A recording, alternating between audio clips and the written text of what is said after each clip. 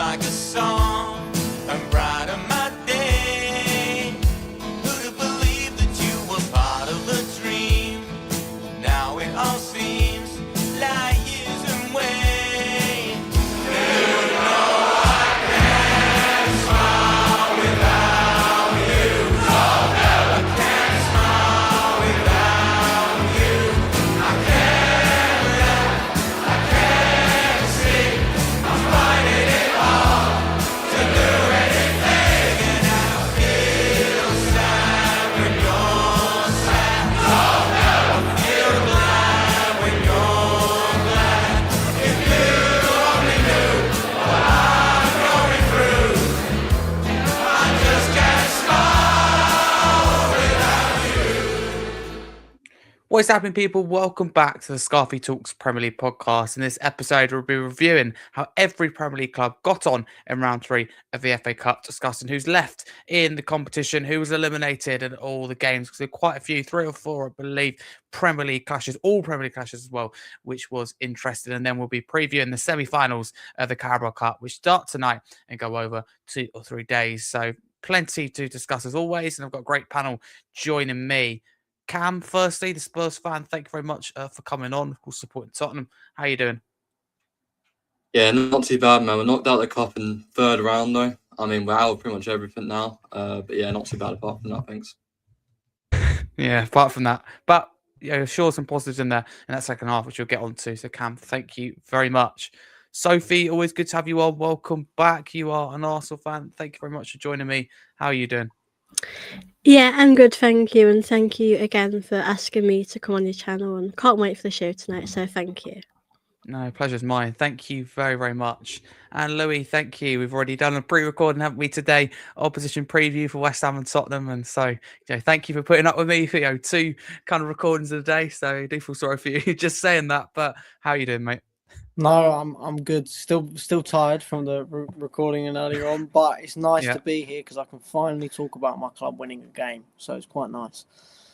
It's a rare thing where the curse is broken in domestic competitions. The I'm league still waiting still over it, stands Louis, there. I'm still waiting. I don't know how long I'm going to be waiting, but I'm still waiting. Curse you all.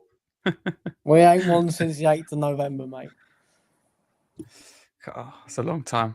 It's an awfully long time. But no, thank you all for coming on. So we've got an Arsenal fan, a Spurs fan, and a West Ham fan. So an all London little derby panel there. So I love that as we review all the games. But let's get straight into it. And we'll start with the first game, because the first game delivered a big shock, because it was Wrexham and Forest. So championship outfit at home hosting a Premier League outfit. And Forest in the end, on penalties, that's what it went to. It was Wrexham took them to penalties. Well, I say that Wrexham were in a position of advantage, weren't they? Really, when I word it like that, that isn't true. That graph was incorrect there, because in the end, Wrexham won 4-3 on penalties. So, Cam, I'll start with you. I mean, big shock to kick off round 3. Yeah, well, I think everyone knows Wrexham always actually kind of a difficult game right now. I mean, even for Premier League teams at this rate. I think Forest on paper should really be winning this game. Obviously, it went to penalties, so it's kind of a lottery that. But I think Wrexham scored 3 goals against. I mean, I know Forest are struggling, but they're a Premier League side at the end of the day. I think Wrexham at home are a dangerous team, to be honest, and they're doing quite well. And they're through to the next round. And I don't know who they've got in the next round. I'm pretty sure they've got Ipswich at home. Yeah, I think that's definitely winnable if they can go through to that next round. I think that'll be big for them. And yeah, I can't wait to watch them more. Absolutely, big win for Wrexham. Sophie, I don't know if you saw, but you got Ryan Reynolds that actually left the stadium as they conceded late. So I'm not sure he would have seen extra time or penalties, certainly not in the stadium. So yeah, I don't know if you saw that, but what do you make of the game as a whole? Yeah, I mean, a pretty crazy game. I mean, credit to Wrexham, obviously, for winning, but I mean, Forest did do great to come back. I think with penalties, that you just never know what's going to happen. But yeah, I mean, you got to credit to Forest for coming back. They should, like you said, on paper, they should win these games, but with the FA Cup, anything can happen, and that's what's so amazing about the FA Cup. So yeah, happy for Wrexham. That would be incredible, achievement for them. But the Forest, they'll feel quite disappointed, considering it's a game they probably really should win. That's fair enough. Thank you very much, Louis. I mean, it was a fantastic game, wasn't it? I mean, it felt like a bit like a tennis match. Yeah, you'll score. Now we can score. You can score. We can score, and it's just going backwards and forwards. But Forest not being able to build on the win they got over you, which I thought was significant at the time, both of course for the disadvantage of you and the advantage of Forest. But they will be disappointed, I'm sure. But it does mean that they can focus on the league, which as a West Ham fan, I'm sure you don't like to hear of.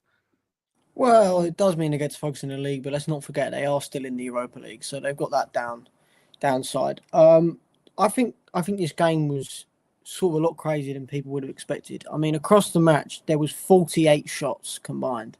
I mean, I know there was extra time, but 48 shots in a match is almost unheard of nowadays. 17 shots on target only, though.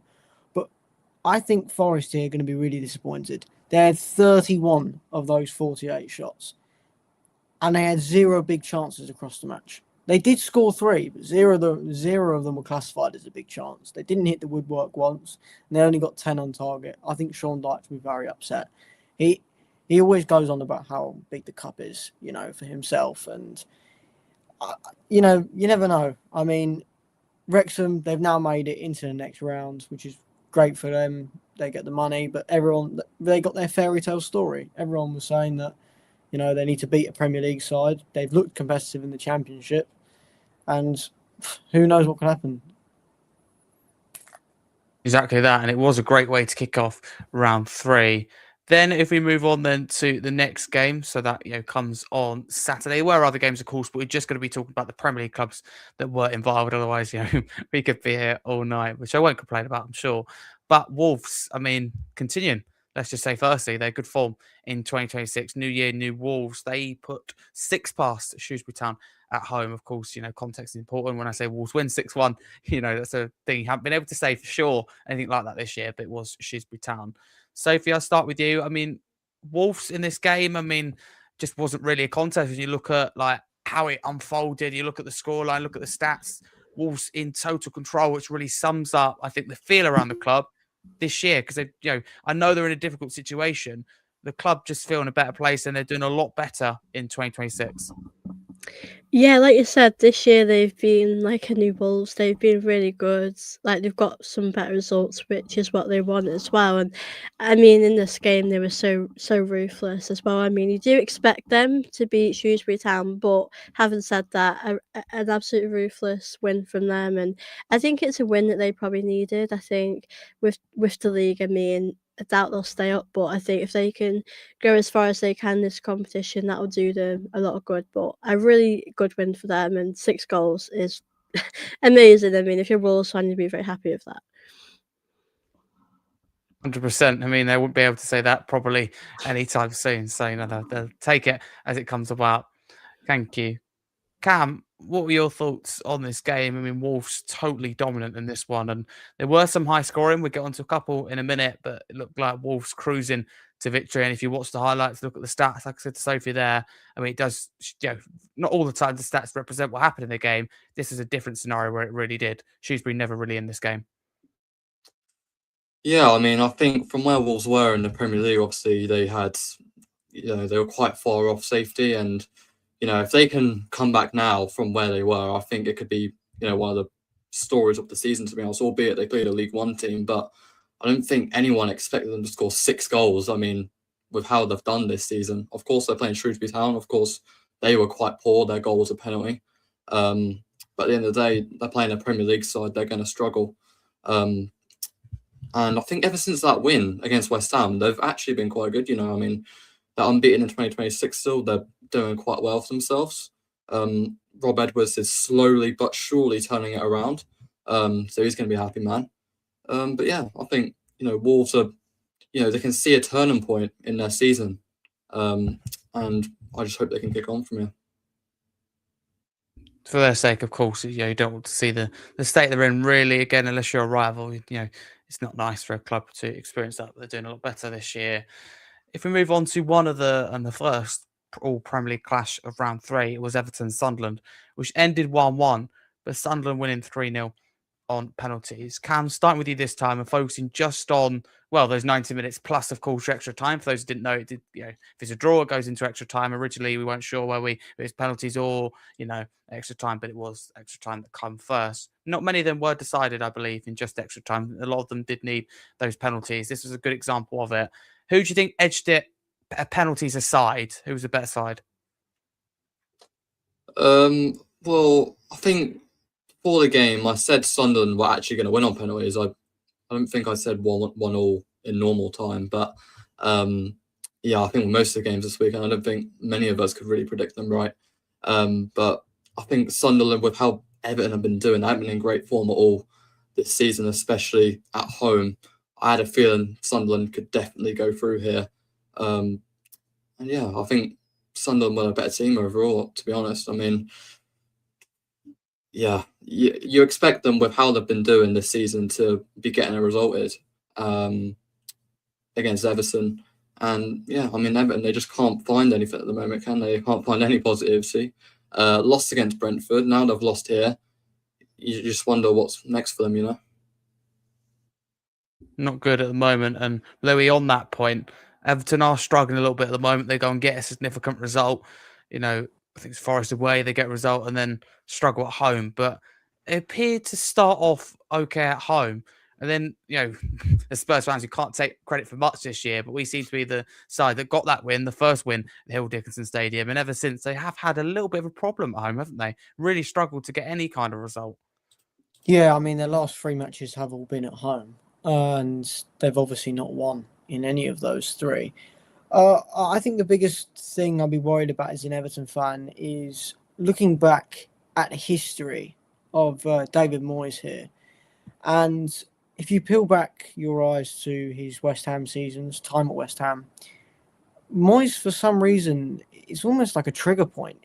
Coming into the new year, it feels everything starts to fall apart.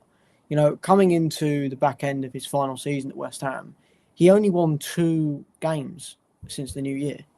From that point onwards, where we were 4th in the league, by the way, at that point. We were 4th. And we'd only won 2 games in the second half of the season. And I'm worried the same might happen to Everton here. They had a good start. People were saying, at the beginning, Moyes could get them Europe. Then it started shifting that they might need to get Moyes out. And I've got a feeling over the next few weeks, this pressure might pile on Moyes. The game against Sunderland was poor. It was poor. They're the home side. You expect them to give a good go. They were going to lose in 90 minutes. They got a penalty, kept them in the game. But apart from that, they didn't create many chances. And I think Sunderland were the better team. They deserve to win. Okay, I personally agree with that. Louis, thank you. Sophie, on the penalties then, you literally, factually cannot win any more convincingly than Sunderland done. 3 superb penalties, Everton 3 dreadful penalties, and that was over. That was over as quick as it could possibly be. So what were your thoughts on that penalty shootout? I mean, disappointment for Everton fans. That, like you said, it's just crazy how quick that went for Sunderland. I mean, shocking for Everton, but I think, as we said, Sunderland did deserve a win. I think they've had a great season so far. I don't think any of us would have predicted them to be in a position they're in the league as well. So yeah, I think for Sunderland, I think what an easy penalty shootout for them. But Everton would be, I think, if you're an Everton fan, you'd be really disappointed by that as well. I mean, the result isn't a bad result, obviously, but I think when you're in a cup, you do want to really win, especially on penalties. So yeah, it wasn't the best penalties from Everton. No, it certainly wasn't. Thank you, Sophie, very much for that one. One to forget for David Moyes' side. And the worrying thing was, 2 of them were strikers, weren't they? I swear they were Beto and Barry, 2 of them. So surely it's their job, no? Score goals, take penalties, but hey-ho, not one for David Moyes. Maybe Lou's right with worrying about David Moyes. You don't have your strikers scoring, but strikers are a big concern for Everton. They need to address that position in the remainder of the window. This was, I think, fair to say.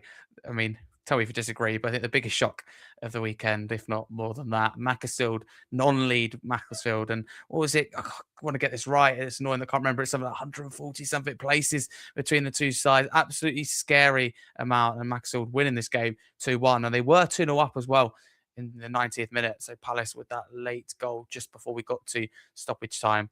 Louis, I'll start with you. I mean, we had some fantastic shocks in the FA Cup round 3, but this is really, isn't it, the magic of the cup, and full credit to Macclesfield Town firstly.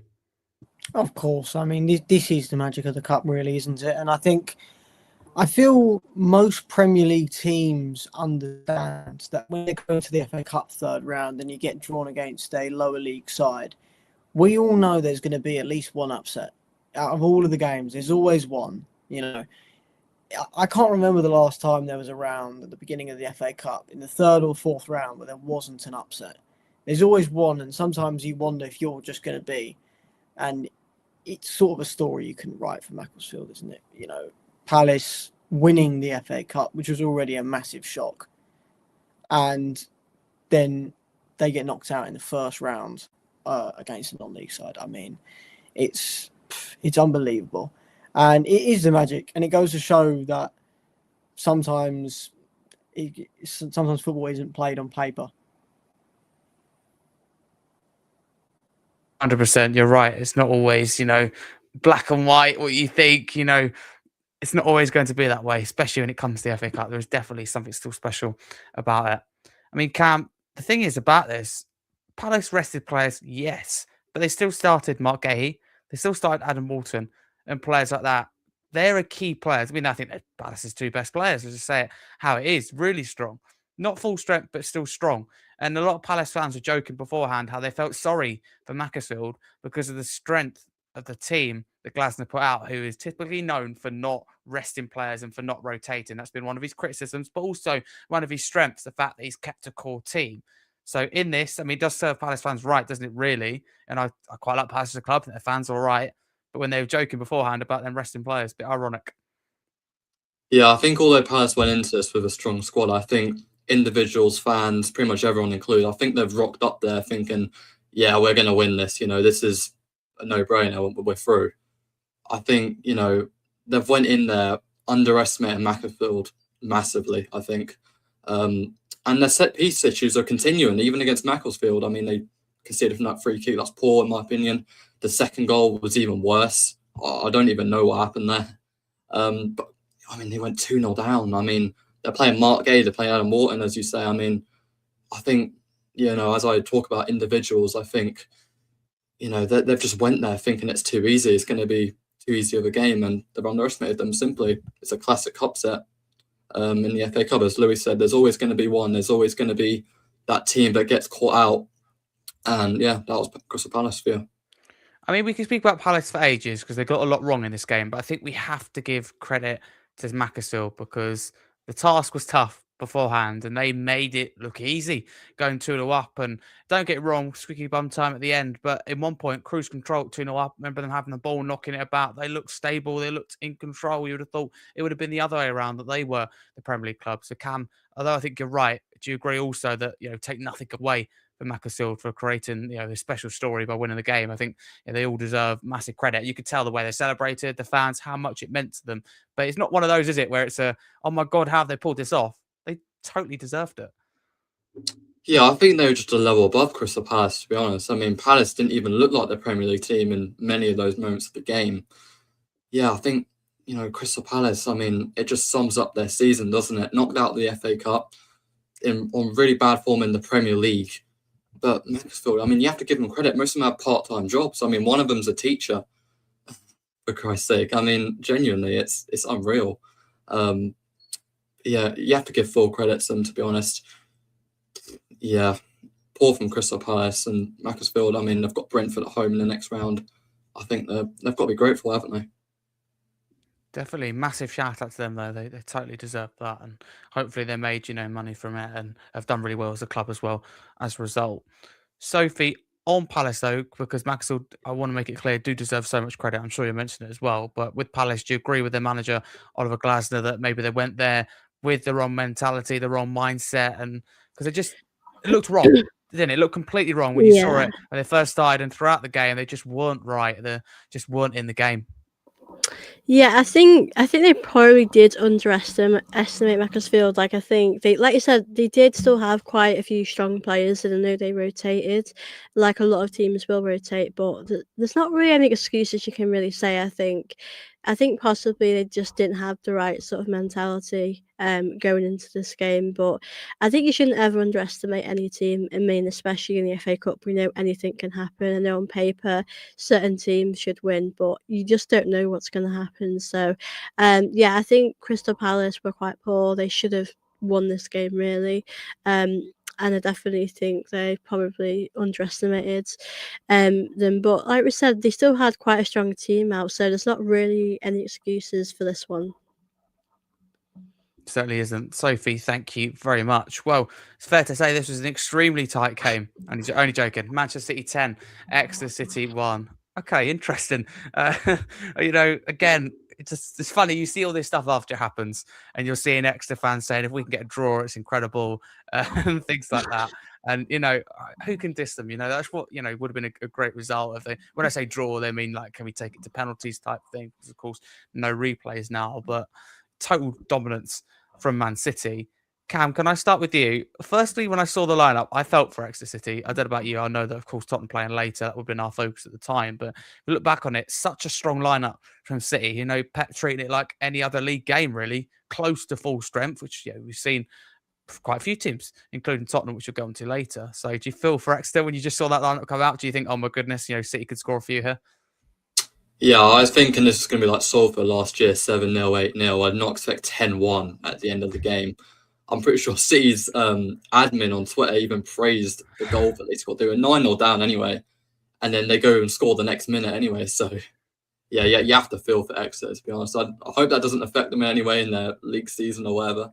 Doing that, I mean, to be fair, even though I do feel for their fans, they've got to be grateful that they've gotten this type of tie. I mean, teams, they pray for these type of games to, go away to big, Premier League teams. It's a great away day for them. But when you can see in 10 goals, I mean, I hope they get a refund, in my opinion. But yeah, City dominant, and you can tell Pep went strong with that lineup. And yeah, it really showed. Well, also, Cam, I was really surprised that they were 8-9-0 up, which you said there. Pep didn't make any changes. He kept key players, whether it be Semenya, whoever it may be, Cherky, Reinders, these type of players still on, with this scoreline. And I'm thinking, Pep, going to rest some players? I'd rather you play like this against, top teams and stop Arsenal. No, that's what I'd rather you do. But no, the point is, I was also surprised, A, with the lineup, but B, the fact that he kept going strong during the game. I mean, I was just like, hang on a minute, where's the respect for Exeter type of thing? So you're also surprised, it's a similar question, but he didn't take too many strong players off, even as the second half unfolded.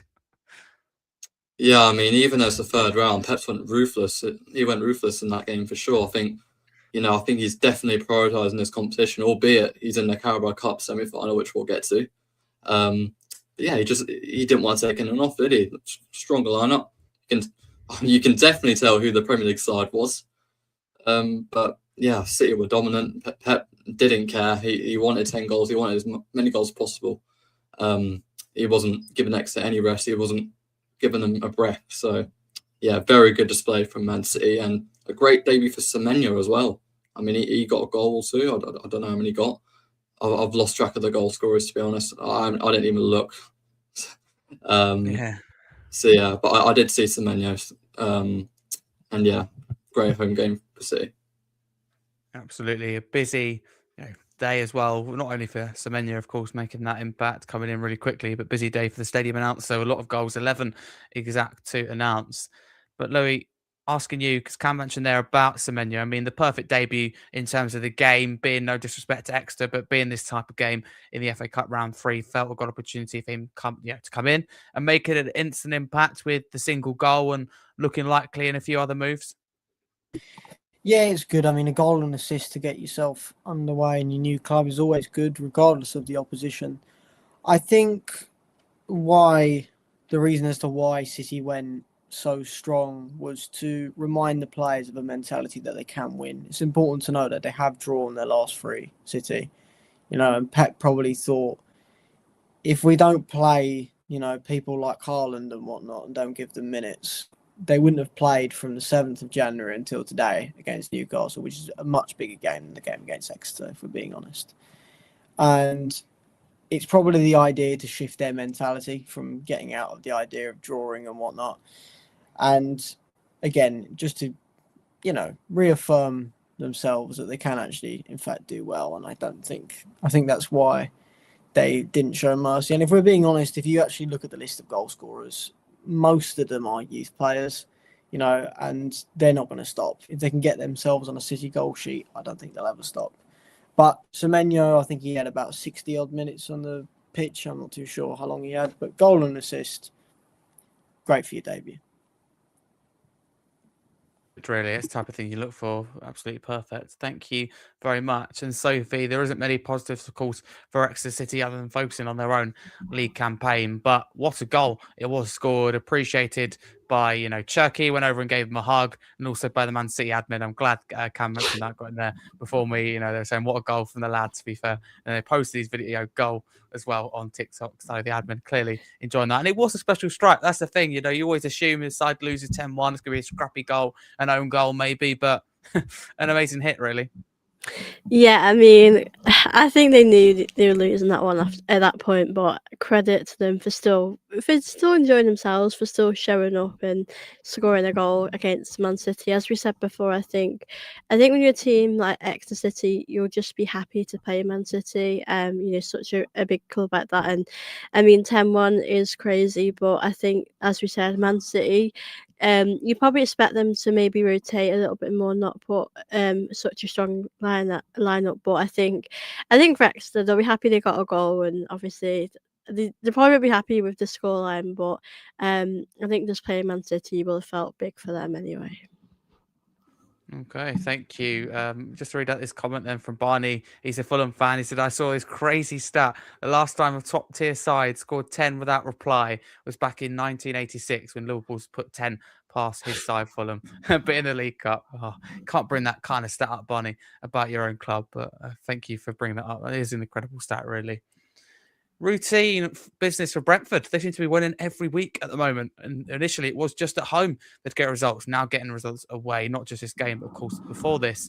But in this one, they beat Sheffield Wednesday. It's fair to say will find themselves in League One next season. They lost 2-0 against Brentford. Louis, I'll start with you.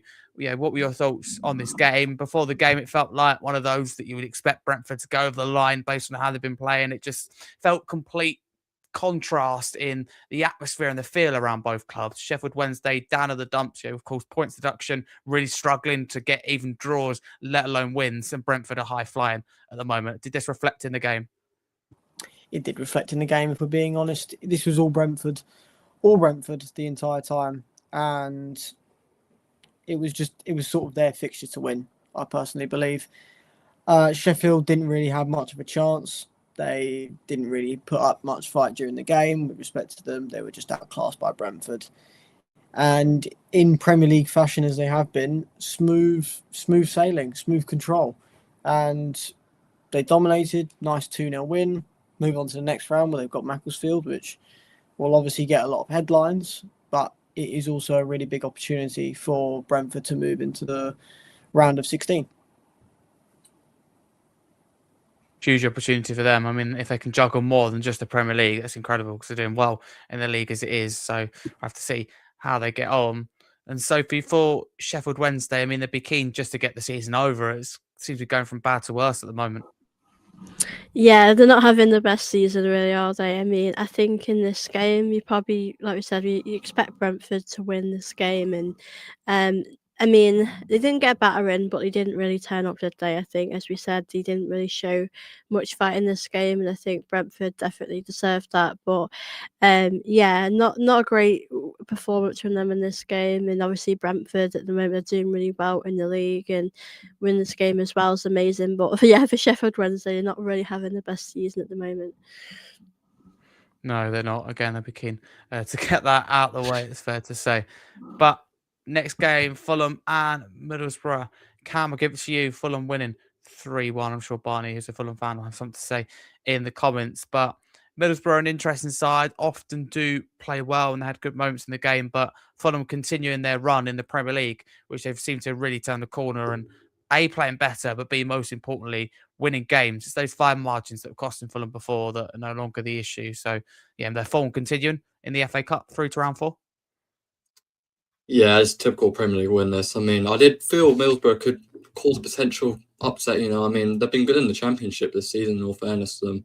But, I mean, Fulham, they've been good this season, even in the league and this competition as well.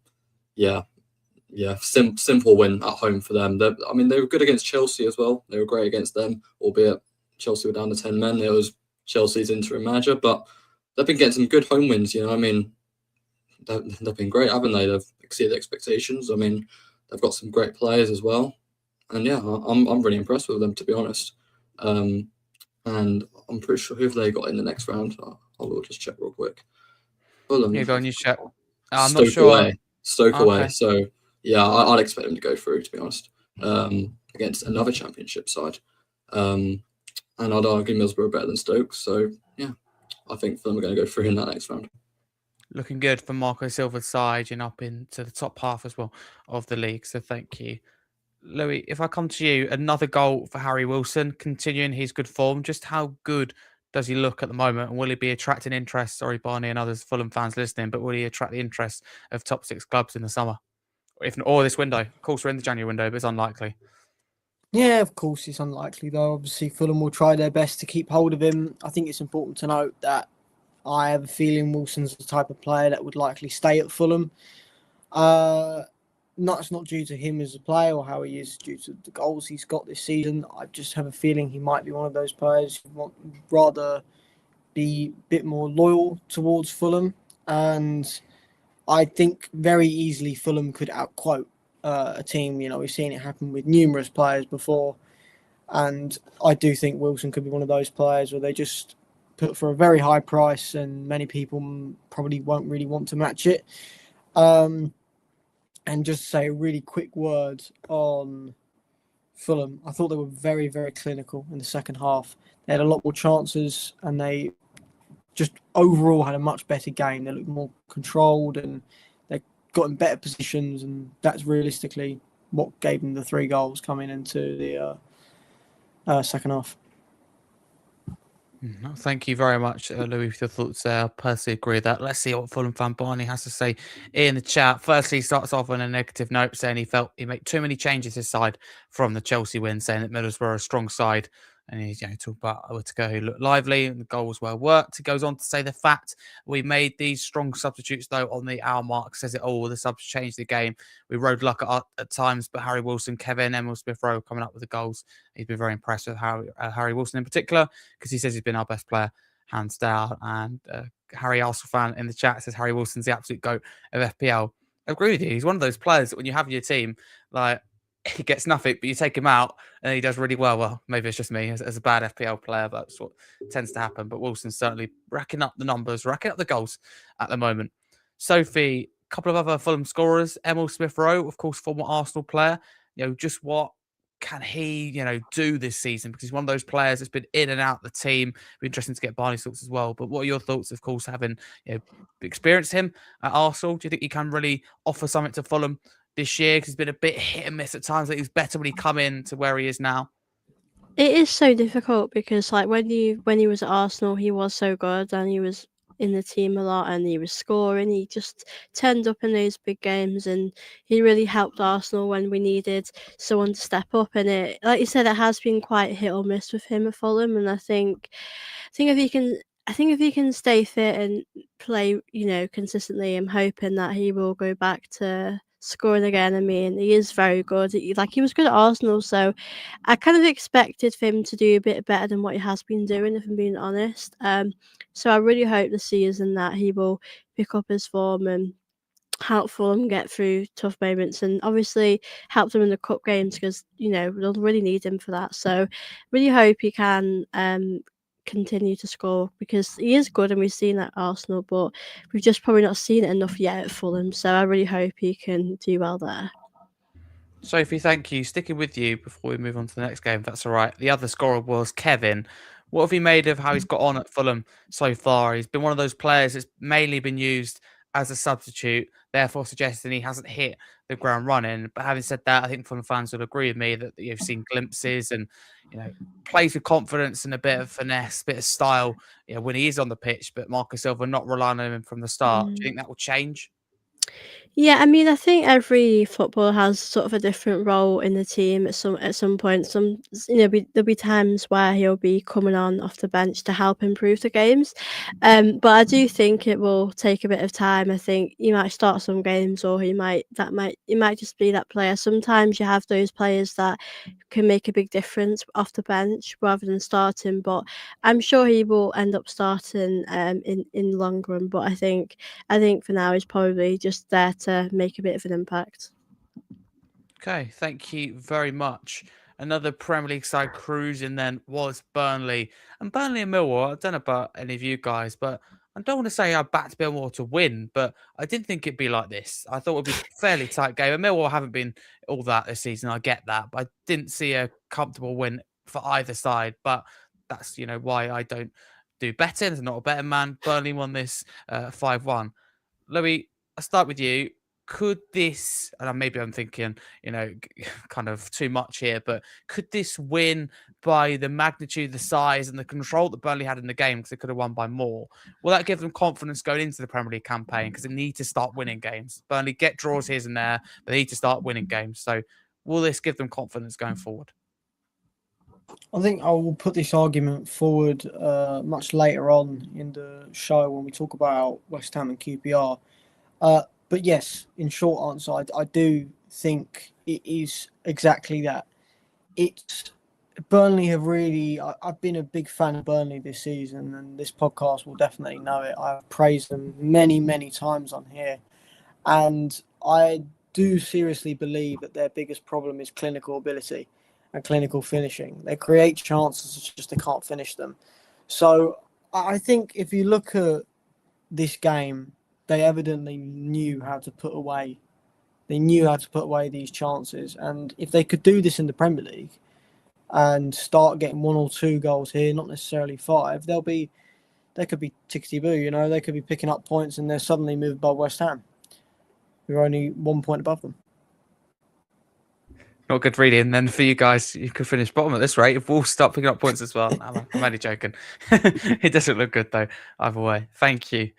Cam, what do you make of this game? Of course, typical Tottenham play Burnley. Not too many games time, a few weeks, I believe. So, maybe we need to watch out for Burnley. But no, all jokes aside, key win for Scott Parker and his Burnley side. They just need to take this kind of confidence they've shown on the pitch at Turf Moor, don't they, into their league campaign?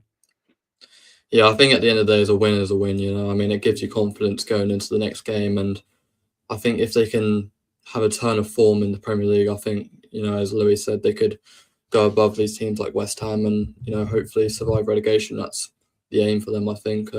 Even though Millwall not great for them in my opinion, and Burnley, they're going to be playing much more difficult teams, and they need to stay clinical like they were against Millwall. But yeah, I think Burnley quality on the day, Millwall just not up to it. Sophie, I suppose the only disappointment for Burnley is they didn't keep a clean sheet. 94th minute, conceding that consolation ultimately, because 5-0 would have looked, of course, amazing for Burnley. So is that the only frustration for them, that they couldn't keep that clean sheet? Colburn scoring 94th minute for Millwall? Yeah, they'll probably be a bit annoyed by that. You don't want to really concede at the end. I think they'll be delighted they got 5 goals, and I think, as you said, that'll do them so much confidence going into the other games. But yeah, it must be a bit frustrating just conceding at the end. A clean sheet for them would have felt really good. So yeah, I think if you're a Burnley fan, you'd be a bit disappointed with that. But I think overall, what a win for Burnley. I think they needed that win. And like you said, Harry, before, I think I probably would have expected this game to be a bit closer. But you got to credit to Burnley because they were absolutely ruthless in this game. They were, and the goals were distributed. The only one who got more than one was Ashley Barnes. And Sophie, on that note, Ashley Barnes still going, still doing a decent job, certainly in this game. What can he do to help Burnley's chances of staying up. 'Cause you just look at a name like that that's been around for a few years. It's mainly, I'm thinking, the experience, the potential leadership to drag Burnley out of the situation they are.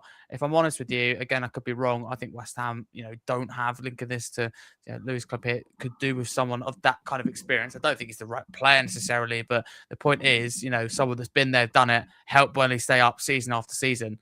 I think he's the type of individual to help them. Yeah, he's that player that really steps up and gets you those important goals that you need. So I think they'll need him for as much as possible. I think he's a really big player for them. I completely agree with you. Yeah, have to see what he can do, if he can get these goals in the Premier League, which haven't been there so far. Thank you. Well, this was a cracker as well. Newcastle 3, Bournemouth 3, 7-6 Newcastle on penalties, meaning that Newcastle twice in a week come from a difficult situation, being behind at home, I should say, going into pretty much stoppage time and turning the situation around completely to end up winning as well, even if it be by penalties. That's just incredible. If you just say that to yourself, stoppage time, the last 2 games, Newcastle were losing, but they won. It's mind blowing, really. And I know, again, this game required a little bit of a cheat code with penalties. But Cam, what were your thoughts on this one? The other there's a few, but this is another one of the Premier League all clashes that certainly did deliver. Everton and Sunderland was okay. This was amazing, really. I mean, bit like a tennis match. You've got Eddie Howe and Newcastle that seem to let the shackles off, let the handbrake off a little bit more. And Iriola, attack. As far as Bournemouth are concerned, always. Do you think Newcastle deserved this win, or will Bournemouth and Iriola feel hard done by? Yeah, I actually rate Bournemouth's attack quite a lot, so, I do feel a bit, I feel they've been hard done there, even though I feel like, their defence can improve, albeit, they sold quite a few of their big names, Dean Howson, Ilya Zabani, who both done quite well last season. But for Newcastle, Harvey Barnes clutching up again. Doesn't matter how they do it. Even if it was a win on penalties, they done it and they're through at the end of the day. Bournemouth, considering they weren't favourites going into this tie, even though St James's Park, Newcastle haven't had much luck there this season. At the end of the day, that it's St James's Park, innit? It's quite hard ground to go to, and yeah, considering Bournemouth have got the vitality to play in every week, I think Bournemouth have done quite well there, but it just wasn't their day. No, it certainly wasn't. Louis, familiar story for Bournemouth where they play well in the game, score lots of goals, but the defence letting them down. In particular, the likes of Diakate went on to miss a penalty. So does the defence continue to be the Bournemouth downfall, and do they need to address this position in the January window? They do. I think they need to address a few positions. Honestly, they've lost Semenyo, and this was their first game without Semenyo. And you probably think, judging by the amount of goals they scored, they'll probably be all right. But again, they had a few more chances, Bournemouth, that they could have scored. They had a gift of an opportunity which wasn't converted, and they just if they were just really unlucky. And I think that's been the story of Bournemouth. They've not really been in games where they've been battered, you'd say. But they've been here and there, and it's just a shame, I think, really. They're doing really, really well, and they had such good form at the beginning of the season, but they've slipped off, and they need signings to get back into that fight, and sort of drag themselves more towards the European places where they were fighting last season, rather than towards the drop this season. Totally agree with that, Louis. Thank you very much. And Sophie, Harvey Barnes, has been a good week for him. Got that winning goal against Leeds. Make no mistake about it. Perry's got to keep that out. But still, swivel and turn was very impressive. And he got 2 goals in this game. Just how good is he looking at the moment? And do you think also that Anthony Gordon's bringing the fight to him? He scored from the spot here and played several key passes in particular against Leeds. So the battle between Gordon and Barnes just seems really strong at the moment, to the point where Eddie Howe might have to get them both in the team. Yeah, I think, like you said, they've both been really good, and I think that's what you really want a manager to have, a headache of who to start, or do you start both? And like you said, they've both been really, really important. So I think it's a good problem to have when both players are doing absolutely amazing. I think, like we said, what a crazy game, but Newcastle definitely have players who can step up in those moments. And obviously Anthony Gordon, I think he's a good player. So I feel like it's going to be hard about who you pick, but I think you want to fit both of them really in the team if you can, because they're both so good. 100%. And David Brooks scoring. I mean, we all know the story of him, with cancer. And it's just incredible to see him A, back on the pitch, but B, I feel like he's closely, I discussed with the Bournemouth fan the other day for an opposition preview, and he agreed to an extent that he's finding some of his that kind of form back. It's very difficult to get back to what he had, and he was a decent little player, but a really nice goal for me. I mean, there was some great goals in this. I mean, ultimately 6, wasn't there? In normal time plus extra time. But this for me was a highlight. It was a really nice goal that he put past the goalkeeper. Yeah, definitely. And like you said, it's lovely to see him back on the pitch, and hopefully you will see him back to maybe not 100% how he used to be, but good enough. And I think it was just lovely to see him back on the pitch anyway. But obviously a really good goal as well. Yeah, 100%. Really nicely taken goal. So there we go. It was an absolutely crazy game, this one. And I tell you what, Sophie, one more thing if you don't mind as well, because Yeah. Bournemouth scored incredibly late. I knew it was late, but it's later than I thought looking here. I mean, it was 122nd minute, so second minute of stoppage time. They scored with about 15 seconds before the whistle was going to go. If you're a Newcastle fan at that point, do you look at it and go, for goodness sake, not going to be our day. We keep this alive in 90 minutes. Bournemouth we think we've won it because we scored in the 118th. That's also important to say. Newcastle scored in the 118th minute. So Bournemouth and their fans would be thinking, oh, for goodness sake, 2 minutes to go. We've blown it, put so much into it. Then to go and score like late. It just mean those just crazy 4 minutes. But, both clubs at different points in those final 4 minutes of normal time, or extra time, I should say, would have felt like ecstatic and then deflated. I know, it just sums up the game, doesn't it? Like you said, it was such a crazy game. I think both teams, like we said, probably could have done a bit better defensively. You want to be able to get the job done and sort of relax and not have to go through all that stress of the extra time. But yeah, I mean, a great game, like you said, but not great if you're watching it. It is quite stressful, but yeah, what a game, like you said, a crazy game to watch as well. 100% it was. Big up to Opios in the chat. We have discussed Manchester City's crazy and comfortable, it's fair to say, win over Exeter City. So if you listen to this live, my friend, and if you want to go back and listen a little bit later, we did talk about Man City, Semenya, all things like that. So do check it out. Thank you for coming in once again. Tottenham then against Villa, all Premier League clash. Aston Villa win this one 2-1. Cam, I'll start with you as a Spurs fan. I mean, chalk and cheese, wasn't it? First half to second half. First half, Villa totally in control, 2-0 up. Could and should have been more. Then the second half, Spurs would feel a little bit undone by to come away with nothing. Do you agree? Considering that second half, yes. I mean, I think we were absolutely shambolic in that first half. I think we could definitely tell. They're all over us, to be honest. But in the second half, I think we definitely came out and actually gave them a fight, to be honest. I think all the fans were wondering, where was this in the first half? We saw none of this. But yeah, I think Villa were barely holding on in those last stages of the game, albeit, they made it through. But I think we gave them a hard time in that second half. And yeah, I mean, I predicted 3-1 Villa. I predicted a comfortable win. But yeah, I mean, I always thought Villa were going to win this one. And, 2-1 twice this season, once in the league and once in the cup. It's just another loss. We can't get a win at the moment. I don't know when I'm going to come on here and we're going to win a game. I have no clue, Harry. I mean, genuinely, maybe against West Ham, maybe. Because if we don't, I mean, I think it might be the start of the end for Thomas Frank and him, because he just can't get anything at the moment. And on that note, how do you feel then about Thomas Frank? Where do you stand after this game? Because, of course, more people, when you lose a game, are going to be out. A lot of people gone, I think, with him at halftime. A lot of boos again and bad taste around the stadium at halftime. And I was there, and let me tell you, the atmosphere was good, believe it or not, surprisingly, before the game. We haven't had that recently. The atmosphere at home is poor generally. Before the game was okay. Early stages was okay. But when you go 2-0 down, and just the fact as well, we conceded so late in that first half was a problem for me. But on Frank, I mean, you say there West Ham being significant. In your own personal perspective, Where does he stand in your eyes? Is it a case of, well, it just feels, isn't it, a matter of time before he's sacked rather than if? It just feels when.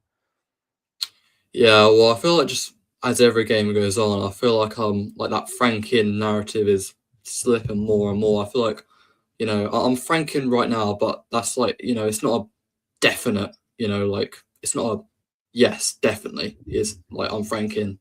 I'm more owners out than Frank out. Um, but yeah, I'm Frankin for now. If he loses against West Ham, consider I'm going to the game. I'm probably not going to be very happy if we lose. And considering it's West Ham, if we lose, then I think that's a sackable offence in itself. Cam, other Spurs fans' frustration right now is that we were sold the dream. Thomas Frank said it in black and white. Vinay, the CEO, said it in black and white. Johan Langer, Fabio Paratici all said that the aim for Tottenham this season is to compete on all 4 fronts. Let me be black and white here. We're competing on 0 fronts at the moment because we're struggling in the Premier League. Maybe you could say 1 with the Champions League for now, but even that, we've got the rub of the green with a draw. We can't control that. We can only beat what's in front of us. I think we've done okay there. But the point is, we're only in 2 fronts, and that's been a struggle. I agree with you on the owners. I agree with you about Frank, but as a collective, as a club, we have to take responsibility, and we do have to point the blame. Although I don't believe in pointing the blame, you have to do it, but mainly have to find a solution because we're not competing on all 4 fronts at all. And I just think the club have to, shame on them really, if that makes sense, for selling this dream. It wasn't like we want to compete on all 4 fronts. The wording was we will compete on all 4 fronts. So when you use that language and don't, that's a bit of a problem because that is gaslighting supporters. Yeah, I think they've guaranteed the fans a promise and they've broken it already. We're playing in 2 competitions right now, the Premier League and the Champions League. Are we going to win the Champions League? I hope so. Are we? Probably not. Premier League, I think the other side of North London's probably going to win that, and I'm not very happy about that so far because they're running away with it. But yeah, the owners, man. There's not much more to say, is there? It's just so poor because at the start of the season, when we were actually starting quite well, they were giving us constant updates, constantly communicating with the fans, and now just nothing, literally nothing. They're not talking with us. They're not, saying what's wrong or anything like that. It's all shambolic upstairs, in my opinion. Yeah, when I thought when the Daniel Levy left, I'm pretty sure, including myself, most of the fans thought, okay, we've got our Tottenham back. Everything's going to change now. Like we're actually going to, maybe compete now on all fronts, like they said, like they promised us. And yeah, we're in 2 competitions, which I can 99% guarantee we're not going to win. And instead of competing with the likes of Arsenal, with Chelsea, with Liverpool, we're competing with Nottingham Forest and Leeds United. It's just unacceptable. It's true. It sounds funny. Some will say it is, but it is so true. But on a positive note, Cam, before we move on to the rest of the panel, I mentioned that second half there. Who are you most impressed with? Because as a Spurs fan myself and watching the game and trying to be as balanced as possible, individuals that really impressed me were the likes of Matthias Tell, Xavi Simmons, Mickey van der Ven, but in particular, João Palhinha in that second half. So who stood out to you? I mentioned 4 names there. I'm going to give you 2. One you actually haven't mentioned. Obviously, first is João Palhinha. I think he was just an absolute warrior out there, wasn't he? He's that type of guy who wins you these type of games. Albeit he can't do it by himself, but he's someone we really need. I don't know where we'd be without him. He scored that bicycle kick against Bournemouth as well to try and get us back into the game, and we lost that. But the second person is actually Wilson Odobert. His goal, it was a great strike as well. I think he was all right. I'm not going to say he was amazing, but I think on that right-hand side, I think he's, as of right now, with Kudus injured, with Brendan Johnson departing, I think he could actually be a fairly good option there for the time being until Kudus comes back. But yeah, I think João Palhinha, man of the match if I'm going to choose a Tottenham player for sure. I agree with you. I just was in particular impressed with Simmons because we haven't really seen a lot from him so far. And he just took on 4 or 5 players and it just seemed more like the player we signed, that flair player, that finesse, take on a player, drop of the shoulder we've been desperately missing. But Cam, thank you very much for your thoughts there. Louis, I mean, forget the football match. It was a WWE match at the end. I mean, what's all that about? I'm not too sure. I mean, I think tensions just sort of got out of hand and emotions are rising high. And Paulinho did the thing at the end of the game towards Watkins. I think Watkins knew what he was doing, but he's also in his complete right to do it because he was in front of his own fans. You know, it wasn't in front of the Spurs fans exactly.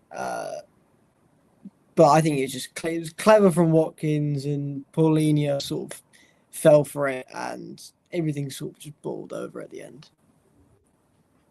Certainly did. It did boil over. I mean, the interesting one, Louis, was between Morgan Rogers and Jan Polini. That was the interesting one. I mean, if the referee hadn't got involved, that would have gone on for quite a while. Rogers was absolutely ready for that. But also, Louis, I mean, I've never seen Sancho run so quick. I think it's the quickest he's run in his Villa career to get over to that scene. Just felt extremely quick to get over. But no, a lot going on at the end there. But Sophie, can I get your thoughts on the game itself? What did you make of it? It did feel like a game of two halves. Do you think it's a case of, Villa will be glad to get through? Do they deserve to get through? What do you reckon? Yeah, I mean Villa, as we said, they're doing really good. Like in the league, they're in a really good form, and I think for them they'll be really happy with this win. I think for Tottenham, it's again not great, is it? You've not had the best results lately at the moment, and it is tough because you did get a goal, and it's almost like you could have done more to maybe go to extra time, but I think it's just hard for Spurs at the moment, especially with everyone, Thomas Frank a bit about that. So yeah, I think it's tough really because Tottenham, really probably need this more than Villa. They probably needed to win more because Villa have got something in the league. They're sort of competing a bit of Arsenal, Man City. So I think for Spurs this would be not great really going out another cup really where you want to really progress. So yeah, not great for Tottenham really, but there was definitely some good, like I said, there were some good performances there were some good signs, but again, it's not really what you want to lose against the Villa. No, definitely not. Thank you. And the final game that the Premier League club was involved in on the Saturday, the midpoint of the FA Cup round 3, was Chelsea. First, official game under Liam Rosina, of course, former Hull player as well, but they got the win, Chelsea today, 5-1. Louis, I mean, scoreline in the end does favour Chelsea, but there are parts in the game, in particular the latter stages of the first half, where, of course, scoreline was a draw and Charlton having opportunities. So, in the end, you think it's just a case of Premier League outfit, they're fitter, more quality at the end of the game, and Charlton run out of steam? Yeah, I think so. I mean, we don't even need to go into the proportion of how much Chelsea have spent and how much Charlton have spent. That would be ludicrous. But if we look at the game, I think Charlton had their moments. They had the front foot, and maybe if they got the second and maintained a bit of a lead and maybe went 2-0 up, the game could have been very different. Could have potentially seen an upset. But the truth is, this game was more Liam Rosina coming into the team, starting to implement his style, which is similar to Maresca's, not exactly the same, but he has his own aspects, and we saw that becoming apparent against Charlton, and that's the positives that Chelsea will take from the game mainly. And I don't think the scoreline is reflective of how Charlton played, but again, Chelsea seemed to be in the right place at the right time, and similarly, which we'll talk about Liverpool Barnes later on, towards the end of the game, it just sort of all boiled over, and that Chelsea got numerous opportunities, all of which they were able to convert, and suddenly a close game became very distant. Certainly did, and that's what can happen in the FA Cup with the Premier League side involved. Louis, thank you very much. Cam, what did you make of this game? And again, just for context, 50th minute, Chelsea got their second. So for 50 minutes, Charlton arguably are really in the game. 57th minute, they pulled it back for 2-1. When Charlton got that goal, it really lifted the crowd. Pull it back to 2-1 in that 57th minute, like I said there. I mean, when you saw that goal go in, how did you think the rest of the game would unfold? Because part of me was like, I don't know what happened. Will Charlton take more risks as a result because they gain confidence and be punished, which, let's be honest with you, did happen? Or do they just go and improve and take the game to Chelsea, or does nothing happen? Does it inspire Chelsea? That felt like a significant turning point. And as we find out later, it encouraged Chelsea on. What were you thinking at the time when they pulled that goal back? Yeah, of course, Chelsea have had defensive problems this season. I mean, I know they played Charlton, but I think when they got that consolation goal back, I'm sure Chelsea and their fans, I'm 99% sure that they were really worried about, the end to that game. I think Charlton actually fought well in that first half. I mean, they're playing a Premier League side at home. They need the support more than ever. And when they got that goal, I'm sure Chelsea are worried. I mean, they're not playing their main team. I mean, they had 5 different goal scorers, and most of them were their reserve team, if you can call it that. They've got more than just one reserve team. I think, with how much they've spent, and, when I look at how much they've spent as well, I mean, they shouldn't be where they should be, should they? I mean, they should be, much better than this. But, yeah, I mean, the Premier League quality came through in the end for me, especially at the end of that game. And, nothing for Chelsea to worry about. But Charlton 19th in the Championship, I think it was always meant to be for Chelsea. Yeah, I agree with you. But Cam, do you think Charlton deserve credit for the way they played? Because they made that game competitive.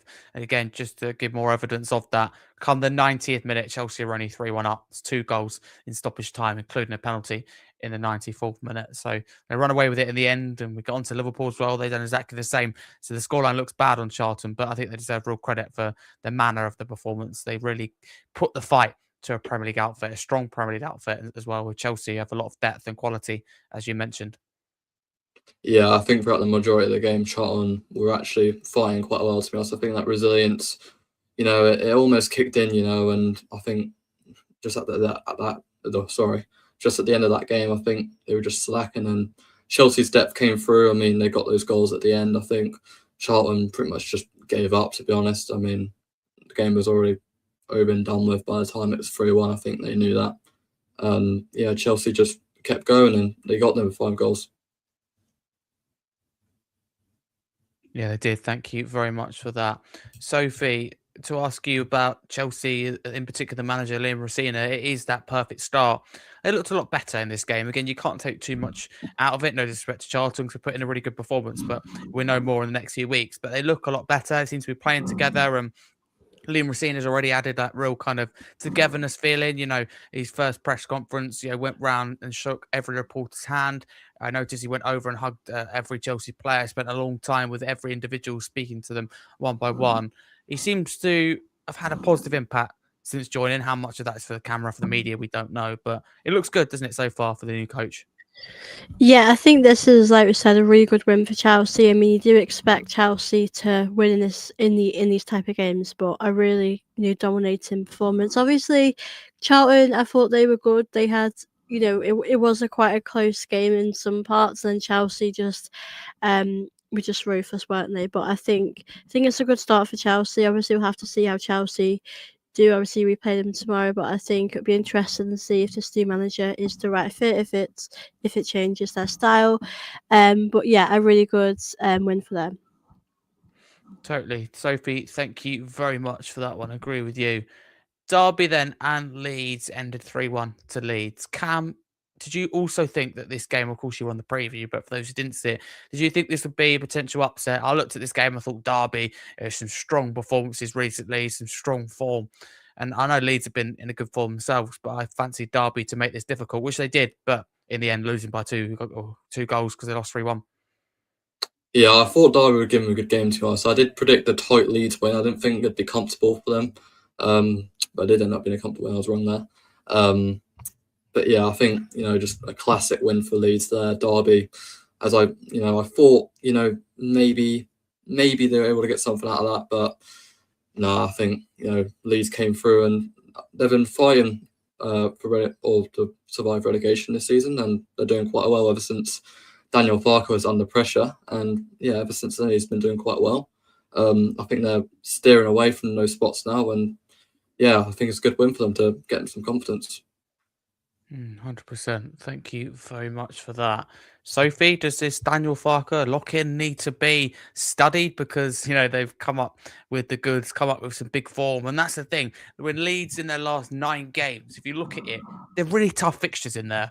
And they've got results, not in the easy games. But it looks to like he's made a tactical change where, they've got more bodies in midfield. This, system change, style change, tactical change, whatever you want to call it, has really benefited one man in particular, Dominic Calvert-Lewin, who's absolutely thriving. I'm not talking about this game in particular. I'm talking about just generally, as a striker who's really struggling. He did score in this game, but on this game, what do you think of it? But also about Daniel Farke, because his job's secure now, isn't it? No doubt. Yeah, Leeds have actually impressed me in some ways this season. Like you said, they've got some big results against teams you probably don't think they would have. I mean, they've done quite good against Liverpool this season as well. So, and like you said, Calvert-Lewin, I think he is someone that has really improved this season, and he seems really happy playing at Leeds, and he seems like he's doing pretty well. So I think Leeds are definitely in a good place, and obviously getting a win 3-1, I think that'll do them some confidence as well. But I think Leeds are definitely doing pretty good. So I think if you're a Leeds fan, you'll be really happy with this win, of course, and to get 3 goals is great as well. Sophie, thank you. Appreciate that. Louis, how do you think the Derby County got on in this game? For context, they find themselves 13th in the Championship, 35 points from 26 games. They're kind of sitting mid-table. Realistically, the top 10 isn't too far from their reach. But also, if you look behind them as well, teams that within 17th, 18th, very close behind. So, how do you think they fared in this game? I don't think they fared terribly. At the beginning of the game, they obviously capitalised on saving Leeds' penalty, I believe, and then going down the other end and scoring. And when they went 1-0 up at that point, it almost felt as if they were going to go on and maybe actually cause an upset here. Unfortunately, just going into the second half, I think they just couldn't handle Leeds' mentality, which is something I've spoken upon these past few weeks, about how Leeds have built such a good mentality. 1 loss in 9, and you always just had a feeling deep down that Leeds weren't going to let this upset happen, and they were going to fight back. And once they got one, they got second in quick succession, and then towards the end of the game, Derby throwing all at it, just couldn't handle it, and Leeds scored a third. 100%. Thank you very, very much for that one.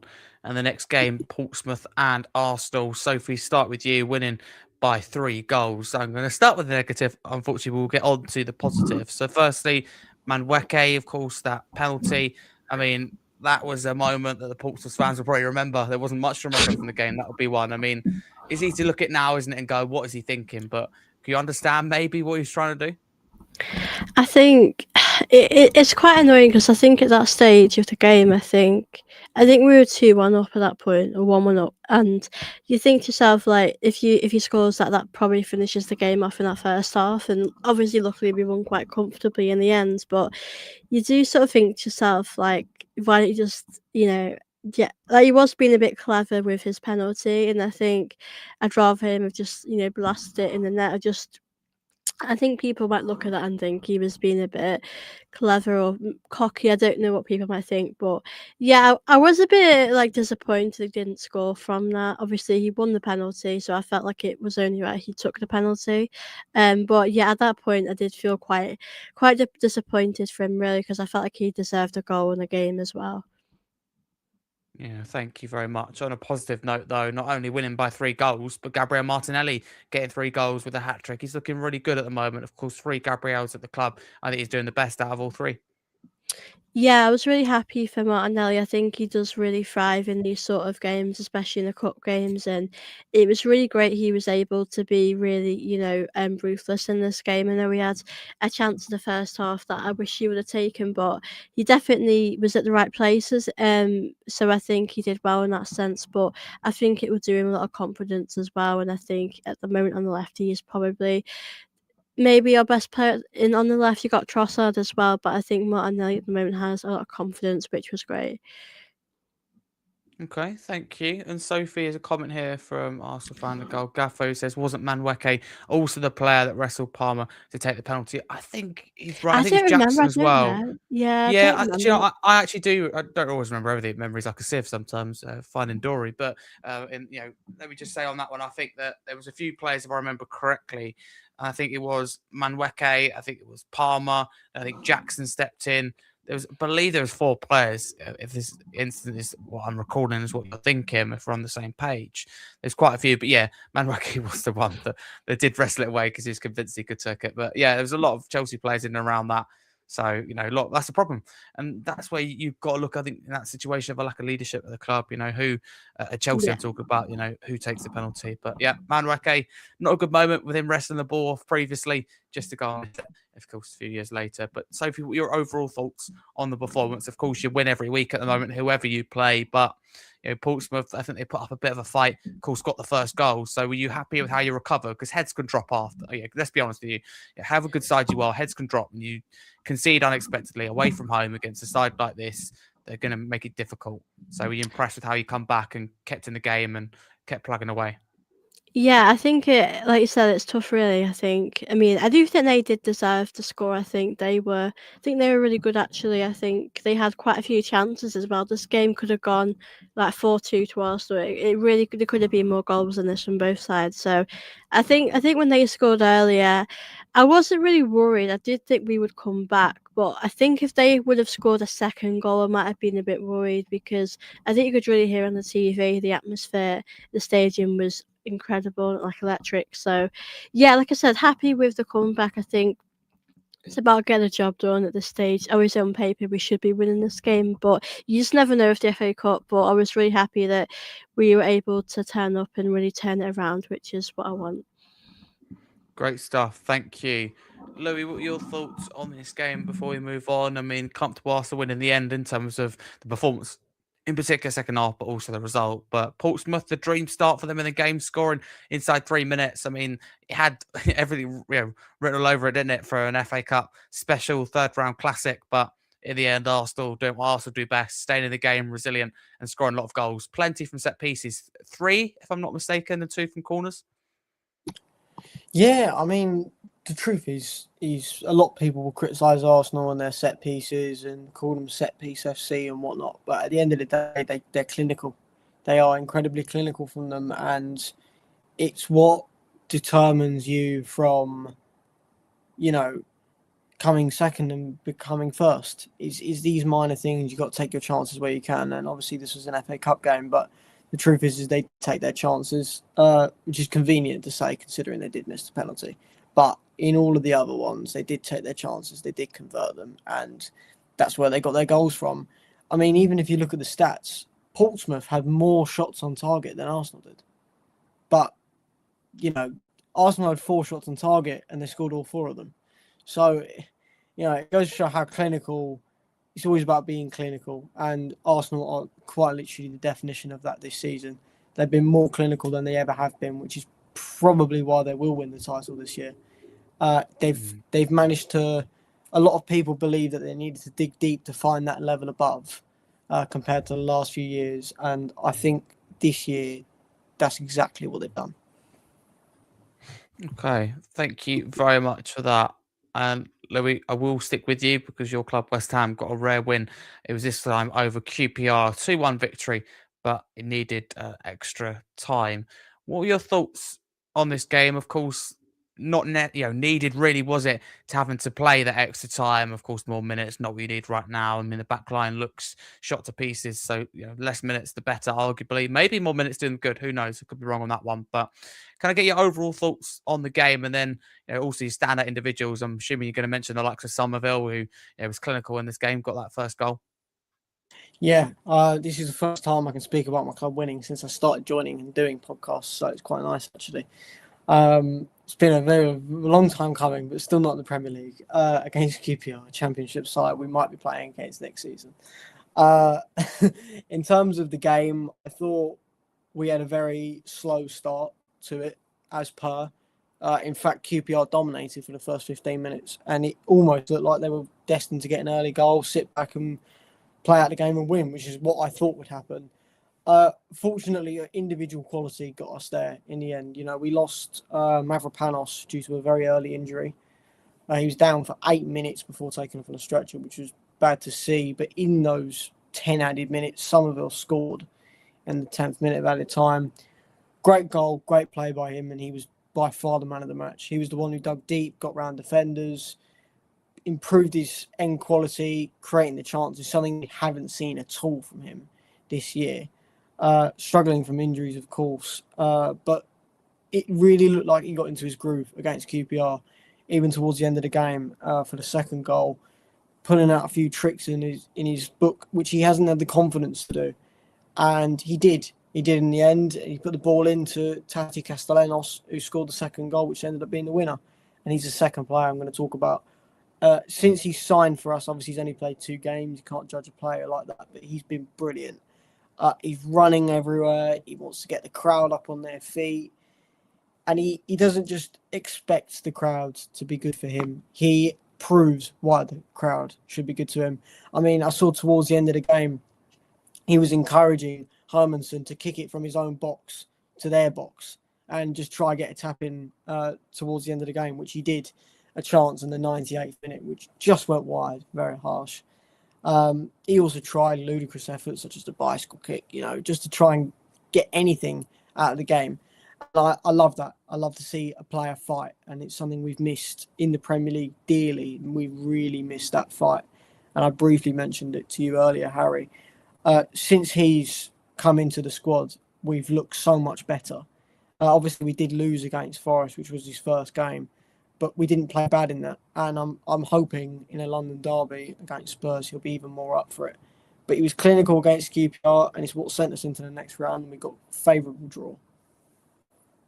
Louis, thank you very much. You've covered a few things there. Really do appreciate it. And as you said there, for your sake, you'd be hoping you can continue that into the league with the London derby up next. Louis, thank you very much. Cam, I mean, limbs, when QPR got that equaliser, about 9,000 of them there, you could really notice. I mean, great way, wasn't it? Good to see. I mean, I'm sure West Ham fans can agree as well. And if they don't think about themselves in this game, it was good to see the way they celebrated and that to have that moment. But it's certainly been doing the rounds on social media, their celebrations. Yeah, I don't know how many videos I saw of that goal. I mean, I think it was a great goal in my opinion. And the fact that it was just behind that goal as well, I think it was even better. I think QPR have been inconsistent in the Championship this season, but I think, in this game they can be proud of themselves. I think they've been let down from, Somerville, individual quality. It's won West Ham the game. And I think West Ham, they need players like that. They need players like Somerville and like, I don't know the new signing's name, but they need players like that. They need passion. They need, that, ooze of quality to, be winning these games. And I think, those type of players can, help teams stay up. And I think if Somerville can, keep on form and keep doing that in these games, then I think West Ham, they might have a chance. And, I think that'll show in this game against Tottenham on the weekend. But yeah, I think QPR, it was always going to be a difficult game for them. I mean, they haven't been amazing in the Championship, but, only by a goal, maybe they've been hard done. But yeah, West Ham win in the end. Okay, thank you very much. On to the next game, the last, I believe, all Premier League clash, Manchester United and Brighton. Miserable start for Darren Fletcher, drawing to Burnley, then losing to Brighton.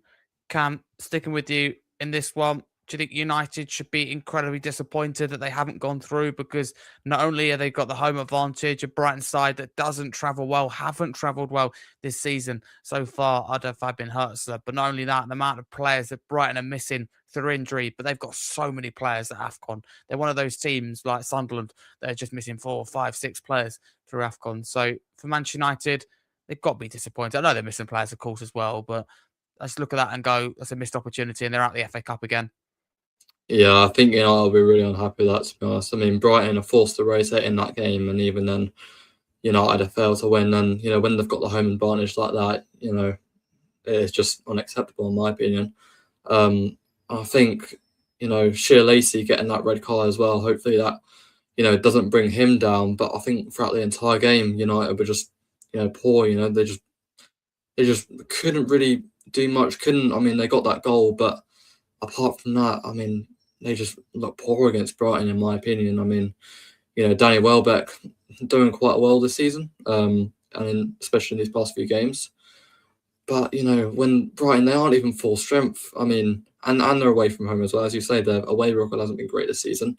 On paper, United should, really be doing, they should really be winning this game. And yeah, I think that's a definite missed opportunity for them.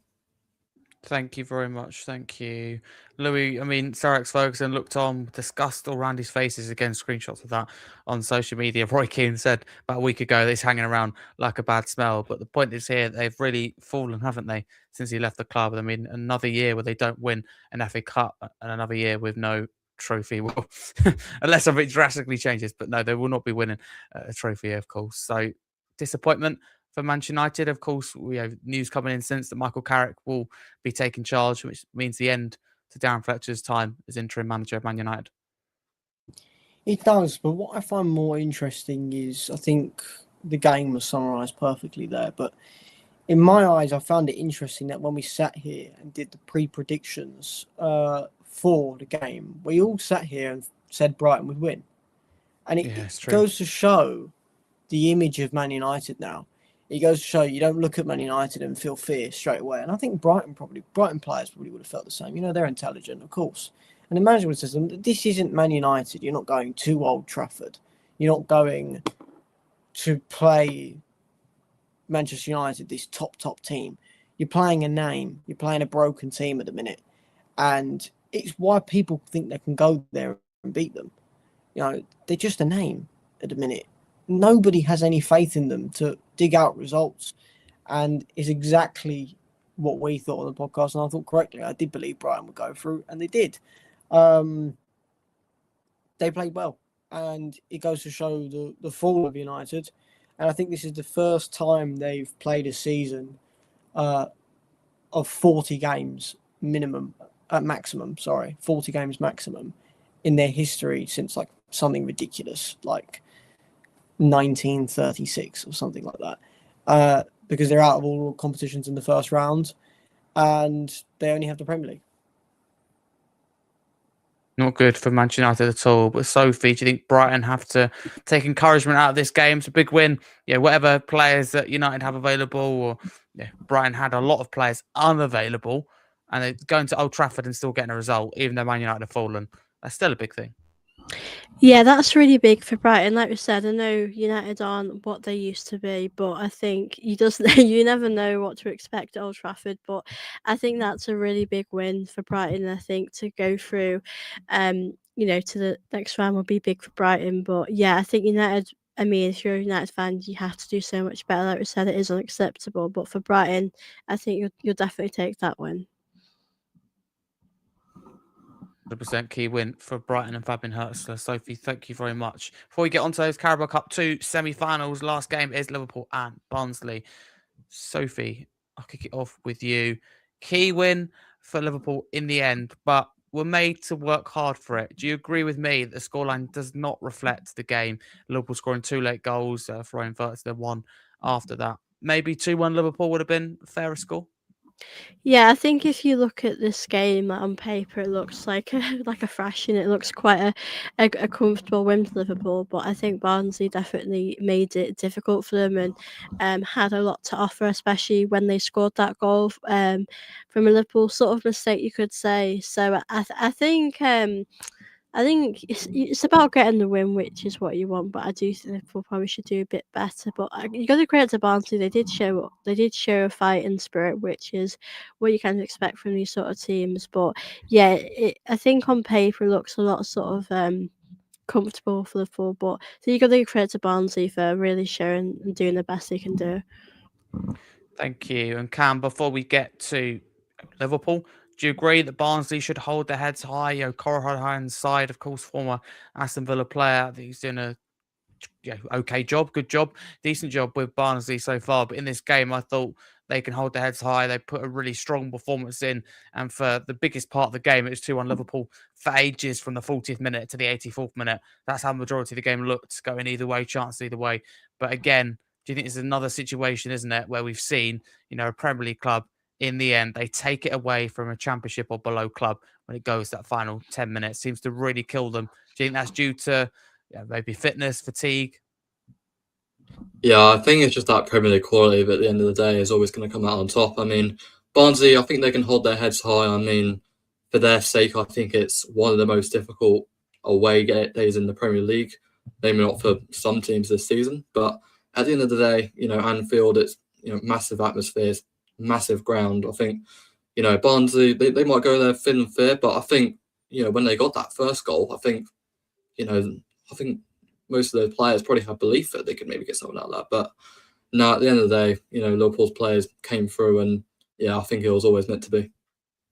Do you think Barnsley should have had a penalty? That was a shout as well. I think Carabao had a very brief word with the referee at the end. So Barnsley not only feel hard done by the score, but also the fact they could have had a penalty. I've only saw it at the time. I didn't see it back. Yeah, I feel like they could be hard done by that, or they'll feel hard done by that. Sorry.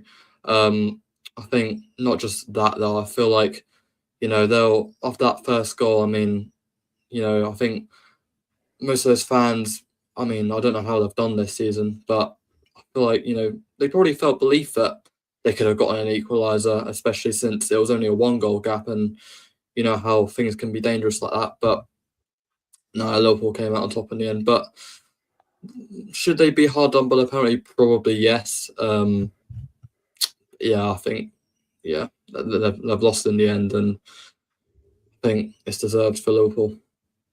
Okay, thank you. And before we go on to those Carabao Cup games, Louis, if you don't mind, I've got a few questions for you. One of them being on Barnsley individual that was given Man of the Match award by Ali McCoist, who was partnered with Darren Fletcher, TNT Sports on the night. Very rarely do you see, firstly, let me just say, a player on the losing team get Man of the Match. It happened twice in a week, and this second occasion was given to Cleary of Barnsley.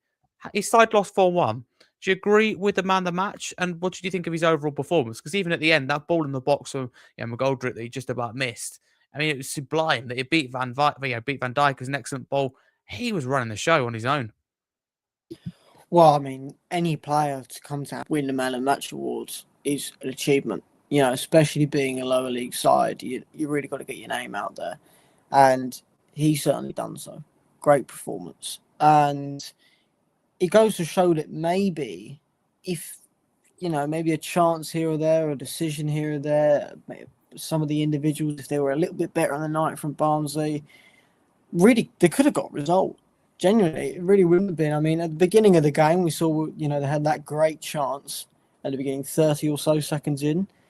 If that went in, they got the lucky second goal, and they didn't concede the last two late. Maybe a penalty decision their way. They could have had an upset at Anfield, and that would have been an absolutely monumental one for sure.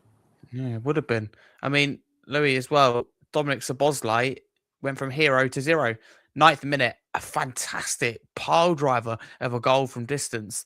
Then in the 40th minute, has control of the situation, covers well, but then tries a little back heel to either goalkeeper Van Dijk. It remains to be unclear. I mean, speaking to a brother, he thinks the goalkeeper, but I'm convinced it's for Van Dijk. But we never know, I guess. But the point is, that happened. Was he trying to be too cocky? Because the Barnsley manager, Corin Horahan, called it out after the game. He called it disgraceful. So what do you think of that? He did. I'm not too sure on that one. I think maybe it could have been fair to say that maybe his mind might have been in a different place. I don't think these players are playing at exactly 100%. They've probably not been told to. They don't want to get injured. This is in their heads, this would have been a bread and butter game, compared to a Premier League match or a Champions League game or something along those lines. It is very interesting. I mean, I thought the comments of the Barnsley manager were bit harsh. I mean, players make mistakes, and Szoboszlai. He's upset that that level of skill, I think, was tried. He said that he wouldn't do it if it was a Premier League club. Yeah, I did hear it. I just think it's a bit excessive, really. It's Szoboszlai's attempted something and it's gone wrong. That's the way I see it. And players try stuff all the time and it goes wrong. It just happens to be that it wouldn't have been a question to him and it wouldn't have been a headline if Barnsley didn't score from it. It's just the fact the keeper couldn't react in time and the ball's been thumped in the back of the net. I think it's just a poor mistake. That's all it is. Okay, thank you. And lastly, Louis, sticking with you, I'm throwing all the questions at you here, but it was 4 fantastic goals from Liverpool. Dominic Szoboszlai, Jeremy Frimpong, Florian Wirtz, and Shugo Ekitike. So 4 fabulous goals. But if you can talk about them all, but it felt like Frimpong, significant moment for him to get that goal for Liverpool, which he's been waiting for, and Wirtz as well, who seems to really picked up in the last few weeks. Yeah, Frimpong, that was a great finish. Just thumped straight in. Absolutely your perfect sort of goal you aim for. That was a winger's goal, and that is what we saw there with Frimpong, is glimpses of what we saw with him at Leverkusen.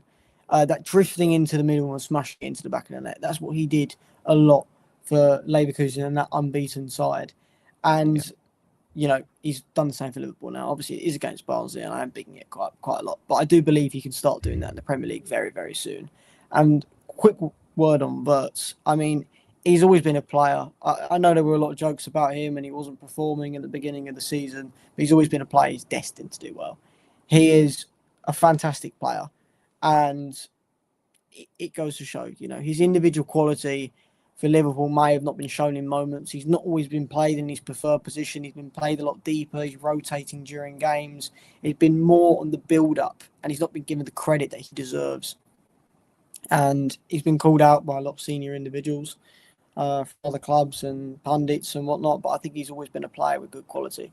He gets an assist here and there now, and he's starting to pile in on the goals. And it really wouldn't surprise me if maybe come the end of the season, he ended up on double digits in all numbers.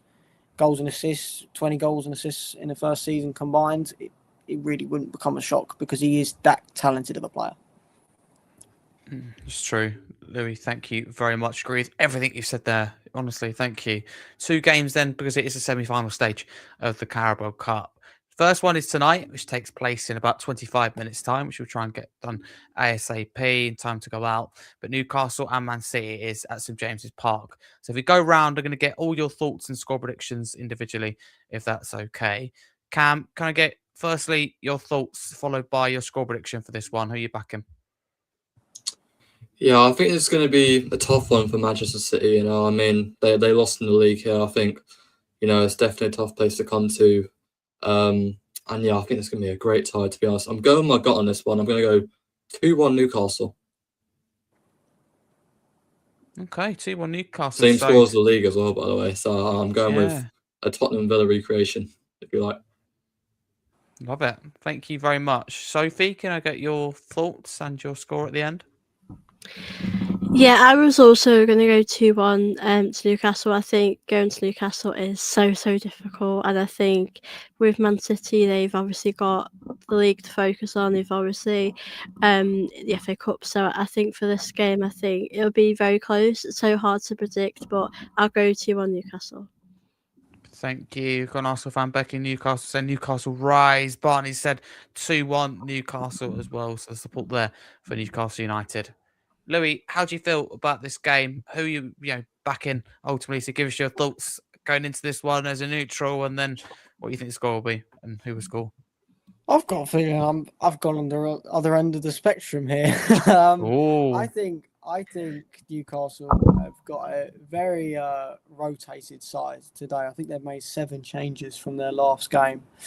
Livramento is out, obviously, with a quite serious injury. I believe it's 8 weeks. City starting Semenyo tonight. They've had their defensive issues. We saw with Bournemouth, against Bournemouth for Newcastle, that game ended 3-3. I'm going to go 4-3 Man City.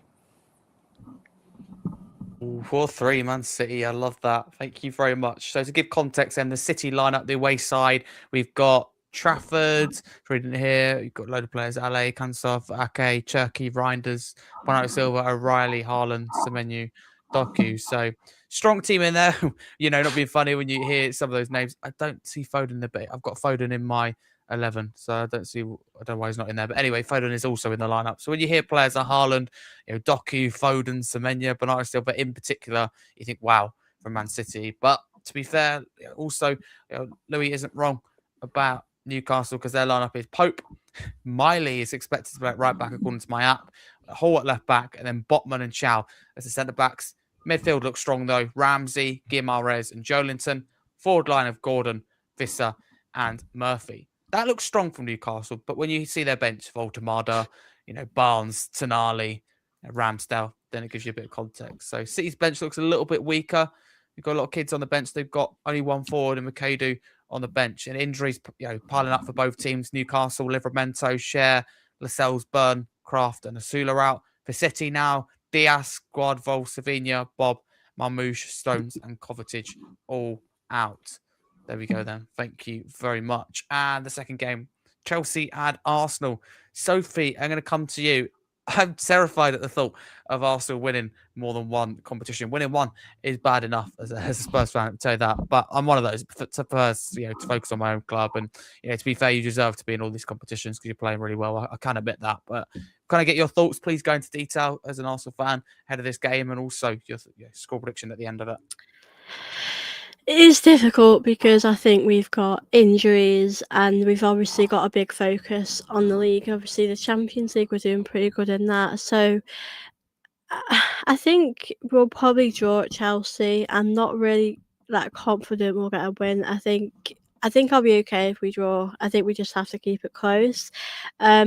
But I think in the second leg, I could really see this going either way, like 2-1 to either side. Obviously, it would be great for us to go through, because like we said, Arsenal haven't won any silverware in a little while. I think it depends on how much Arteta strengthens in this game. I think we should go quite big in this and go for it. But I think on the first leg I'll go 1-1, but I think we'll probably win it 2-1 here at the Emirates, hopefully anyway.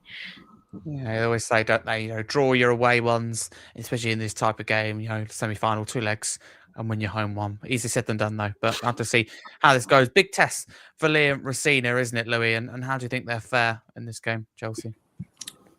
I think you're right. I think it's a big, big, big test, and I have a feeling Chelsea are going to come out on top. It's at Chelsea's ground. It's at Stamford Bridge.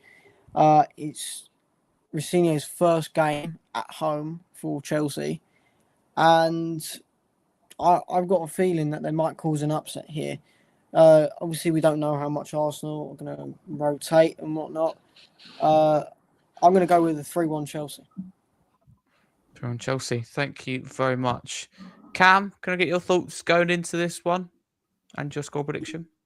London derby. Yeah, I think this is big for Liam Rosenior. It's his first home game and his first proper big game, if you like. And you know what? I feel like Chelsea, I think they're going to come out on top here. I don't think it's going to be too big of a gap because, I know the Emirates is one of the toughest places to go this season. But I'm going to go 2-1 Chelsea. And I think Chelsea are going to win this first leg. But I think if they want any chance of going through in this, I think they need a 2-goal gap going into the Emirates because a 1-goal gap for me is dangerous. But yeah, I'm going 2-1 Chelsea. Hey, thank you very much. I do appreciate that. Okay. I think that wraps us up nicely then for that one. Thank you very much to all of you. So we have reviewed every game in round 3 of the FA Cup that a Premier League side was involved in and previewed both of the Carabao Cup semi-finals. Thank you very much. Come back on Thursday for the next Scarfey Talks Premier League podcast to review the next game week. When it comes back to Premier League football, we'll solely just be focusing on game week 22, I believe it is, at the weekend. So time to be confirmed, but that will be sometime Thursday, late afternoon / evening, likely in the evening. So thank you to my 3 fabulous guests. Firstly, Cam, thank you very much for coming on once again. Where can people follow you across social media? Yeah, I love coming on, Harry. I have an X page, THFC_Cam. You can follow me on there. I pretty much tweet about Spurs, tweet about football. You can follow me there, and I talk with pretty much everyone. Just drop me a DM or comment on my posts. I'll definitely get to you. Great stuff, Cam. Thank you for your time as always. Sophie, great to have you back on. Thank you very much. Always brilliant. Thank you. Where do people follow you on social media and tell people a little bit as well about your YouTube channel? First of all, thank you for having me on today. It's been great to chat with all of you as well, and always good to come in here. And yeah, if you guys want to follow my YouTube, it's Guna Gossip TV. I basically just do content regarding the women's team. I do like lots of match previews, a bit like what you do, Harry. So if anyone wants to find me on YouTube, you can find me there. Obviously on Twitter, it's TV_Guna if you want to follow me. But thank you again for having me on your channel. No problem. Thank you so much. Anytime. You do some good stuff. Always good to collaborate with you as well when Arsenal play Tottenham Louis, thank you very much. Regular as well on the Scarfey Talks Premier League podcast. All three of you are really now, which is great to say. Where can people follow you, Louis, on social media and talk to people what you do as well with journalism, football writing, where they can find your stuff? Thank you. I always love being on here, of course. Got to get in all my appearances whilst I can, whilst my team's still in the Premier League. My handle is on the screen with Louis Van, and on there, that's my X page, which has linked to the website, westhamfans.org. Also an opinion writer for the West Ham Way, and yeah, all I just do is talk about the club, get some information here and there. None of it is ever fake. I don't like to report fake news, of course. And yeah, it's all combination of opinions and latest news.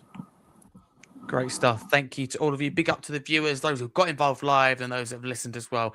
Increasing number of you listening and tuning in to the Scarfey Talks Premier League podcast. Still small, but growing.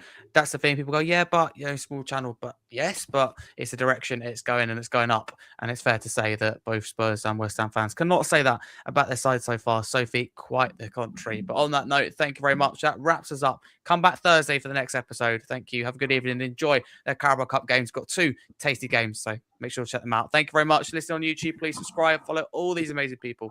But no, thank you. Till next time. Came along just like a song.